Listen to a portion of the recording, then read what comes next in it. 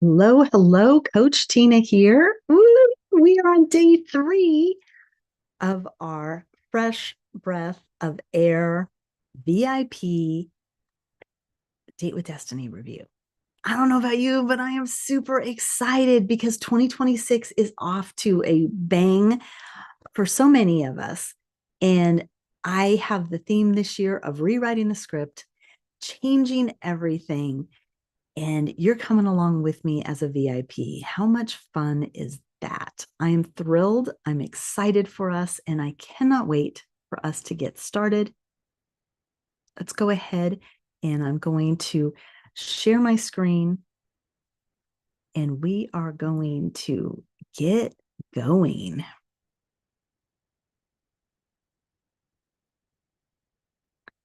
There we go. We're going to get into presentation mode.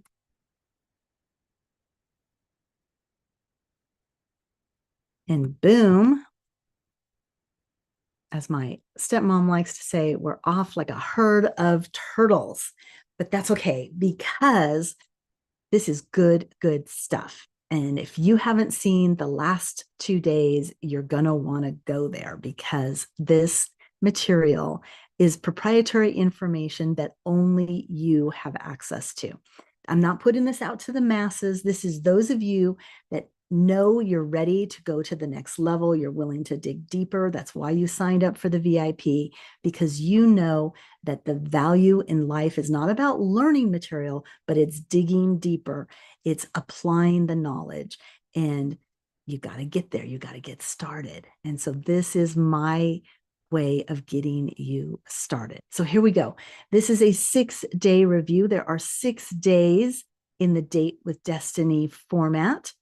We covered compelling future on day 1. We covered path of meaning on day 2. And we are in day 3, present values. If you haven't watched days 1 and 2, stop what you're doing right now. Go back and watch those because you want to do them in order and you want to gather the information. You want to have done your homework. This is super important. Now, we still have 3 days to go. Relationship, mission, and the integration process. You won't want to miss it. Now, yesterday's homework, the poster additions was your primary question. Hopefully, you got all of that information written down and you came up with something. It does not have to be perfect, and you probably still have questions. If you do, that's what I'm here for. Ask away. I can help you refine it. We can make sure that it's the right one for you. On integration day, we will be able to do much more of a review and be able to talk one-on-one. So be planning for that if we're not able to talk before then. So primary question, and that allowed us to get through quite a bit of what we are working on. So 3 areas are now complete. And this is what it's going to look like when you are done today. You are going to be adding even one more, and that is going to be the towards values. Are you ready for this? Because this is really cool. All right. Yesterday was primary question. Just a very quick repeat. You will want to consistently use this question in all areas of our life. So if you made it specific to business or specific to relationship, that's not going to cut it. It has to be something that's overriding all of the areas of your life. And remember, it has to be important enough for your system to be fighting you. Survival depends on how you achieve this question because you're trying to meet your needs, right? When we talked about your original primary question was meeting a need. Now we're going to meet those same needs, but with a better question so that we can have better quality questions, so we can get better quality answers. Okay. And we're going to link some strong emotional intensity to our primary question so that we benefit from the pain or pleasure aspect and are pulled towards doing the thing that we want to do, the way we want to change our life. And it's all done very simple addition of our primary question. How cool is that? Now, the way that you can get your primary question basically into your operating system is incantations. And Tony is very clear on this. He calls them incan, not incant.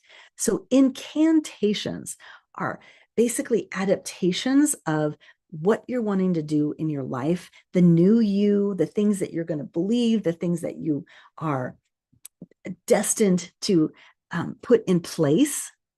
Those become incantations. And what happens is they're language patterns that we are implementing that excite our system, because when we say them, we're going to say them with a lot of emotion and passion, and we're going to engage the triad.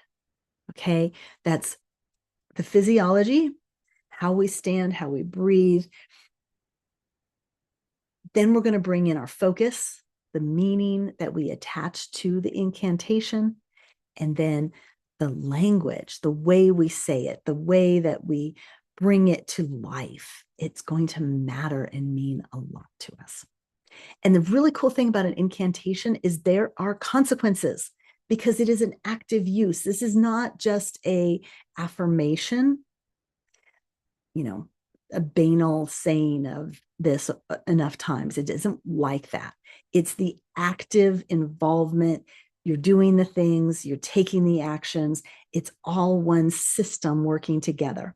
So we need to make some incantations, people. Tony has one that's beautiful. Every day, in every way, I'm getting better and better. Every day, in every way, I'm getting better and better, or I'm getting smarter and smarter, or I'm getting thinner and thinner, or I'm getting smarter and smarter, right? Like whatever you need it to be, but you feel it and you experience it. You move your body as you say it. You emphasize. There's a few others in here that Tony likes to share. And I'm going to switch to the next screen because I think it's a little bit more detailed. Yes. Okay. I'm going to say this and then I'll start the examples. So there are 5 fundamental laws of the incantations. And the first one, as I was mentioning, is emotional intensity. Okay. This is declaring with absolute conviction and owning of the incantation, the belief that you are installing in you. And you want to feel that it's true, the true meaning behind what you're saying, like it is valuable to your soul. And you're going to use your physiology, you're going to use volume, and you're going to use intensity. And so like when Tony talks about volume and emphasis, so you might say, every day in every way, I'm getting smarter and smarter. Okay. So he would say, take that first word, every, and accentuate it. Every day in every way, I'm getting smarter and smarter. And then he would go to the next one. Every day in every way, I'm getting smarter and smarter. Every day in every way, I'm getting smarter and smarter. You see how that's going? And it's just, he goes it all the way through. And this can be something when you're going for a walk. It can be when you're in the shower. It can be every dish you put away. Find a way to make it work, because consistency in the incantation is what's going to make the magic happen. Repetition, it causes this habitual inner thought. It changes those patterns. And you want to incorporate it into your daily activities, the walking, the brushing your teeth, the things that you normally do, so that it becomes commonplace to your nervous system. And then you also need to have dedicated sessions that bring out the experience in almost in an euphoric way, like a meditation almost. Like when Tony was really upset, he went out and he ran on the beach, and he did it for a really, really long time. And his nervous system just adopted this concepts. So you want to have that kind of a thing. And then there's this rhythm and patterning, almost like a song. He said you want to, it becomes this natural rhythm of how you're doing it. And like you would sing a song. And he even recommends making some of the incantations rhyme so that it plays better in your mind, right? We all know our minds love music. So make it sing song, make it almost tribal, have that rhythm to it as you go. We also want to engage all of our senses. That's what synergy is all about. We want to integrate all of our senses. How is it going to feel when you're at your best? How is it going to taste? What are you going to wear? What how soft is your hair? You know what I mean? Like really get into it. What are the smells of success, right? And then reward. This is a gift you are giving yourself because what you consistently speak, you will become. And you want to treat it that way. You want to feel it. It's such a deep level that you know, that you are changing from the inside out. Conviction, belief, everything rides on these incantations changing. All right. Because the next level is the spirit. This is not just doing stuff. This is consciousness. Okay. And I pulled out some of the quotes that I thought were really, really important for day 3. And that is consciousness is the measure of who and what you care about consistently through time. Okay. That common thread that goes on in your life. From birth to the various levels of our life, and there's complexities throughout, right? We find that we have to change and reach higher levels. And if we don't, if we choose to not go to the next level, then what happens is God turns up the heat, the pain increases until we are forced to move to the next level. Because growth is like everything grows. It's either growing or it's dying. And if you're making a choice to not grow, then you're stagnating. And we're designed to grow. So it's not going to work out very well for you to just not do anything. So keep that in mind. But here's the deal. The same level of consciousness that has created the problems you are going through today will not solve them. You have to move to the next level or go up and down the chain until you find one that is the right one for you. And that can be hard on some people, but it's reality. And sometimes we have to face hard reality to be able to make things work. Okay. So let's keep that in mind. Now, there are 8 levels of consciousness, and Tony does a great exercise about this in Date with Destiny. The levels are from a system, and let me look up, I think they tell you who it is in here. This was developed by Clare Graves, and he was a professor at Union College in New York. And he basically took these concepts of consciousness and he put them into particular levels. And then Tony took these levels and he looked at them in the light of the need that these levels are requiring. So I'm going to read you a little bit about each level, but it's actually like right now I've got it from level 1 to level 8. It's actually the opposite, meaning that we're striving to get to level 8, but we start at level 1. Okay, so you're actually working up the ladder, but the way I drew it on here, you might miss that. So each level has a color associated with it. And so we're going to say level 1 is beige, and level 1 is just survival, instinct driven. The focus is totally on Maslow's hierarchy of needs at the bottom. We need safety, we need food, we need water, we need protection. Staying alive is what matters, warmth, and to procreate. It's a moment by moment reaction to life. Babies are pretty much at this level, okay? Senile individuals, people that are gotten older and are losing their mind, they're just trying to survive. Okay, so we don't stay at the beige level very much. We thankfully move out of it. But, there's some homeless people, some kids on the street. They're still at the beige level because of circumstance. So keep in mind that that's still, and sometimes we might dip into beige if something goes really crazy. Home invasion, right? Safety is going to become the most important.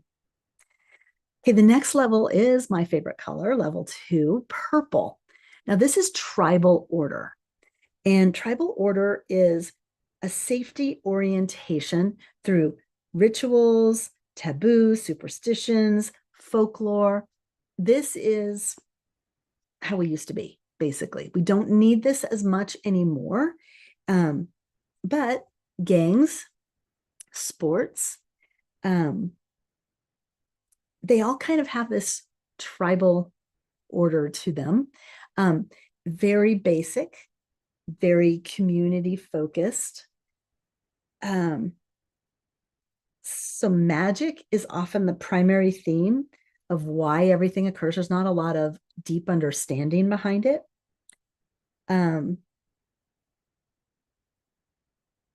It says things that can't be explained in through knowledge base are given stories behind them. So like how the sun came to be, how the moon came to be. So think about that tribal order. Might even be, young children in early stages of development where they're just learning from the beginning. Okay. By the way, both beige and purple have a driving primary need of certainty, right? Safety, certainty. All right. So now we go to level 3, the red power god. This is a primary motive to exploit.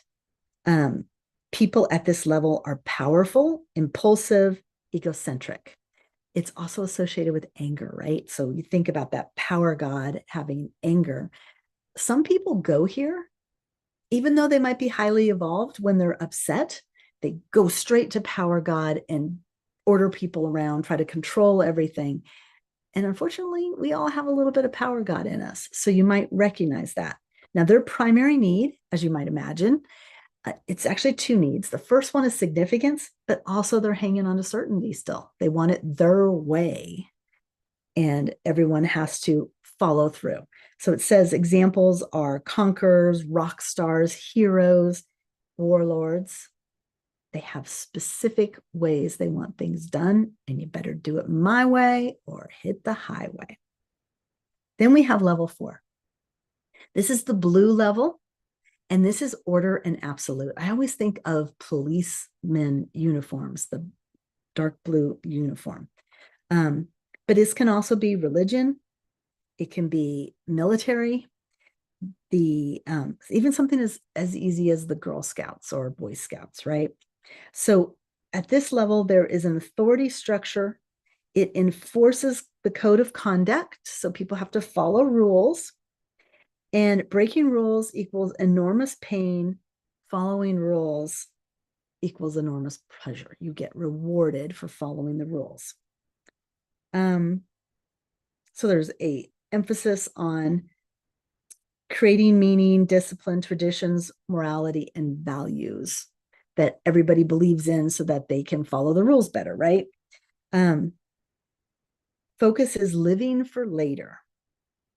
The level is order driven with structures, consequences, and rigid rules.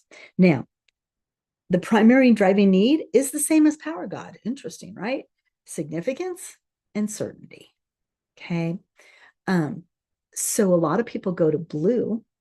They follow the rules when they're stressed out. So like we actually have, we can be at these different levels. There's one that tends to be our core, like where we spend most of our time. But when we're stressed, we tend to go down to the lowest level of our souls. So, we're always trying to evolve, but we drop down to a comfort area. Mine happens to be blue. I like to follow the rules when I'm stressed out. Sometimes just knowing that will help me Because when I start to get stressed and I'm looking for rules, and I'm like, oh, wait a minute, I can evolve a little bit here and go to a different consciousness level and actually have a better outcome. So that next outcome is in the orange area, level 5. This is the striver, driver, or achiever. Okay. The drives at this level are success, strategy, materialism, consumerism, image, status, and growth. So the primary needs, we still have significance, we still have certainty, but now we've added growth. Okay, so you see how this is developing here? Now we got a lot more needs that are being met. You can get addicted at this area, right? To success. 3 needs and you have an addiction. So science rules in the orange area because they believe in rational thought. They analyze, they strategize. That's where that level works. And it says power and hierarchy are key principles for orange. Now, those were both, the first 2 were egocentric. Actually, the first 3 were egocentric. And then level 4 and level 5 were ethnocentric. So egocentric is self-focused and ethnocentric is other-focused. So we're starting to think about other people. Now, the next level is world-centric. It's green.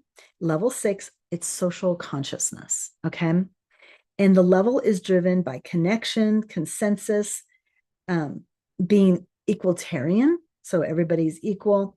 We have shared feelings, we care about each other, and we have a strong sense of community. Not the same kind of community as the tribe, but this community that supports each other, grows together.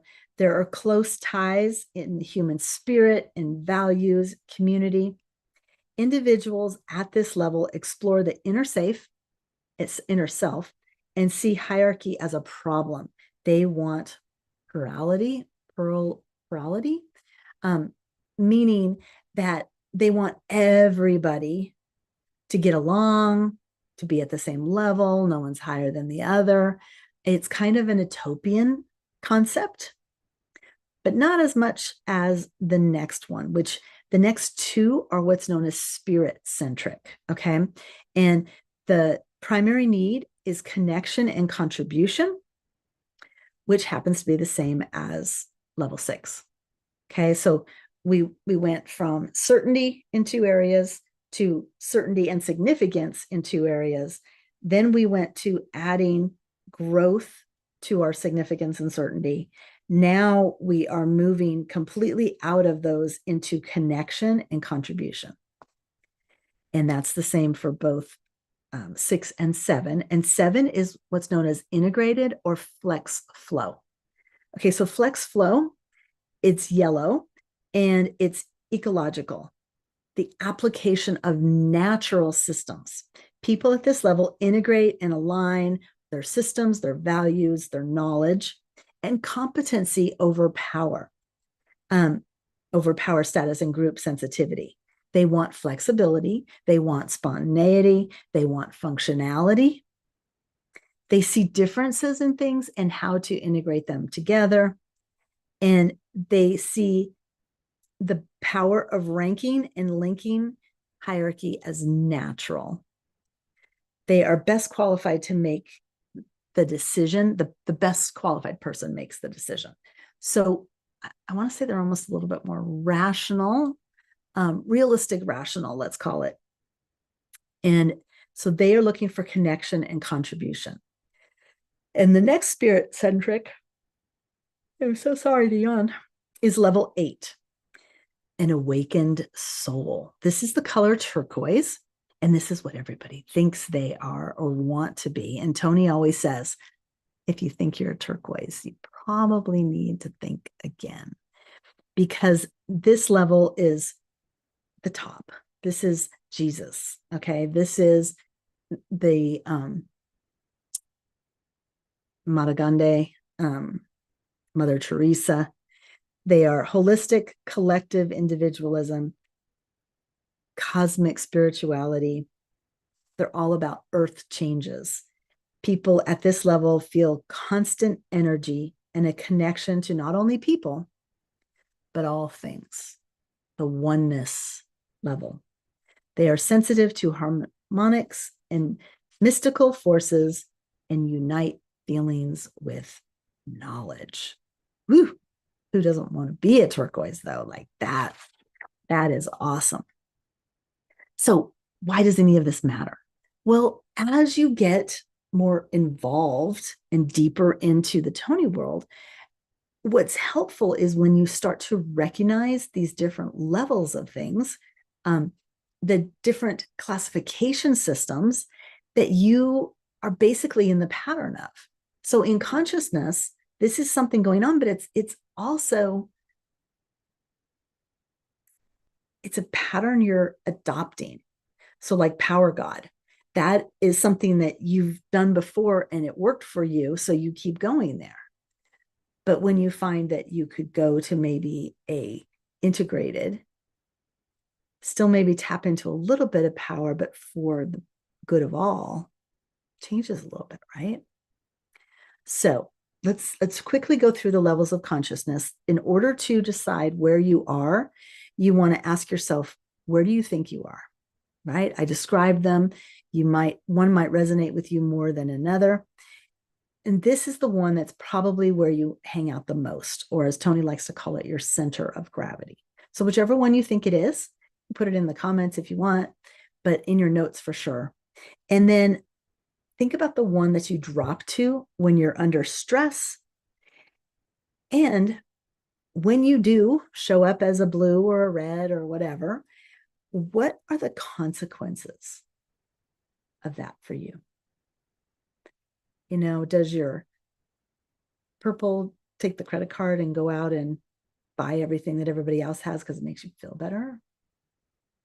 Something to think about.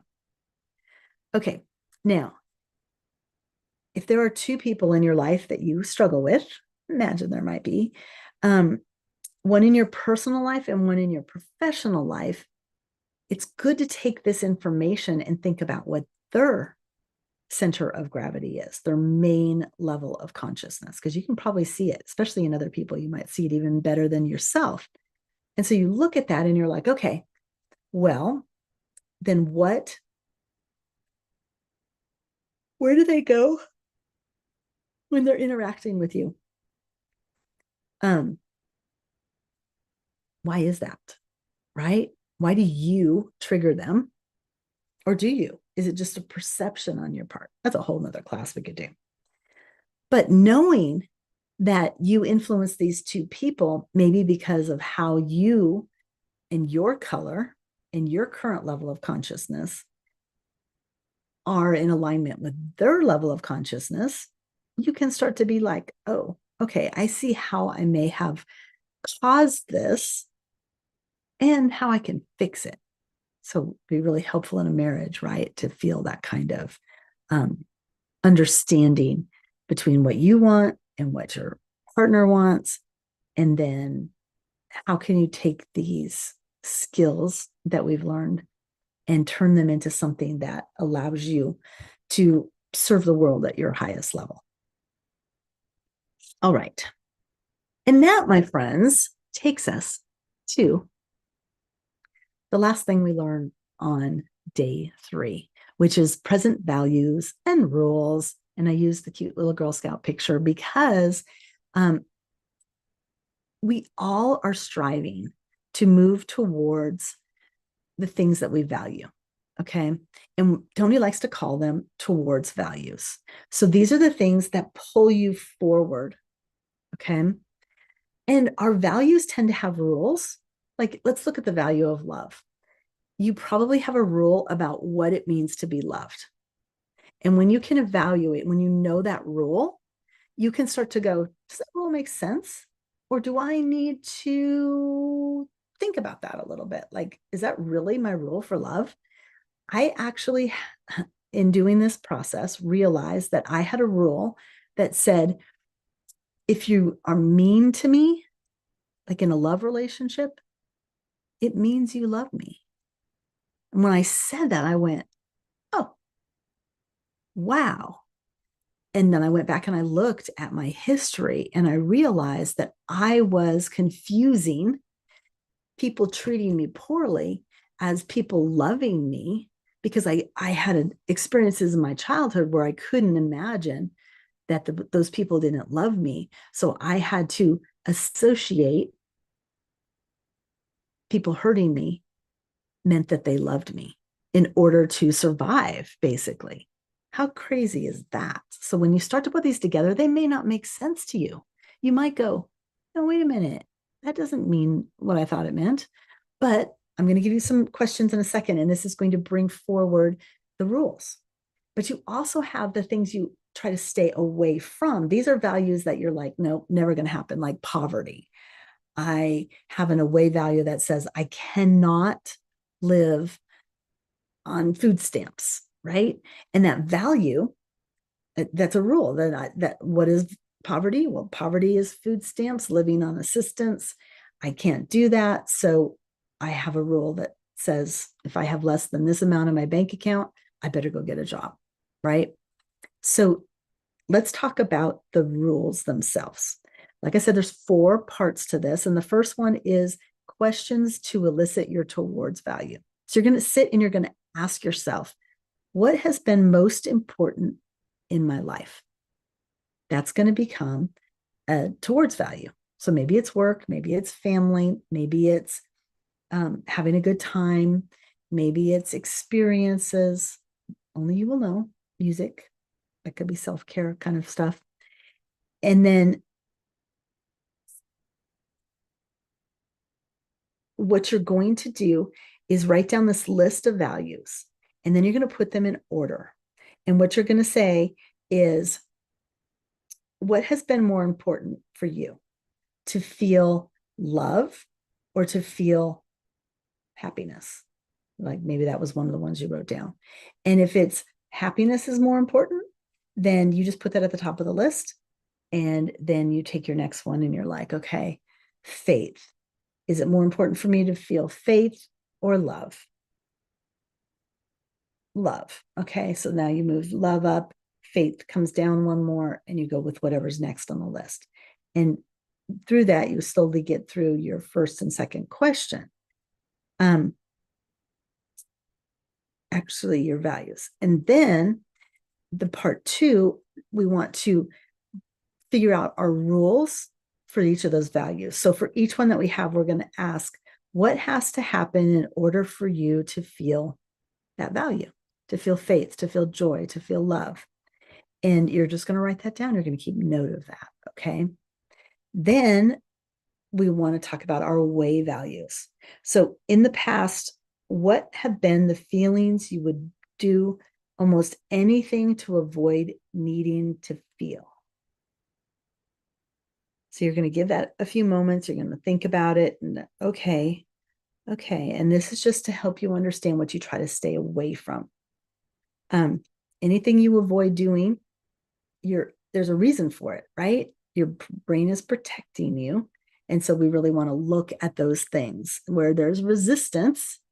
That's usually where we want to focus because there's going to be an opening there soon.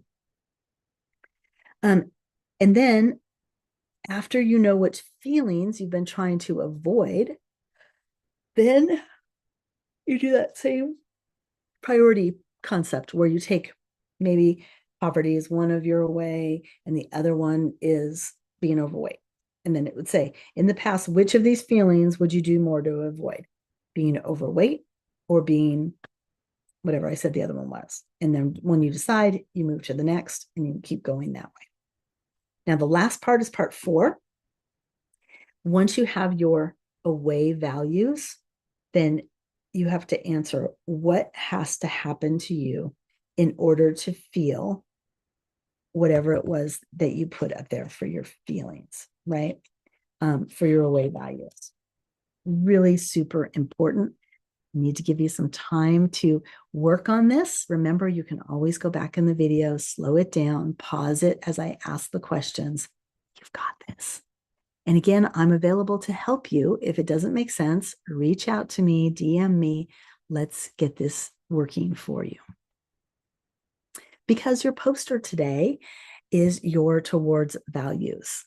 And these are going to be like mine. I see it up here. I've got love, belief, growth, and sharing. Those were on my original poster. Okay. And we're going to explain how those fit into everything on day 6. And that's the day you're not going to want to miss, because it all comes together to make a really beautiful connection. So here we are towards values. We're more than halfway done once you get your homework done. And then we have 3 more things, 1 each day going forward. Hey, you guys, tomorrow's relationship vision. I'm excited. I know you are too. I hope this has been beneficial for you. Can't wait to hear how this process is going for you, and so that we can take you into our final day together and get this into your body in such a way that this year completely changes because of who you are, who you said you're going to be, and what you want next. All right.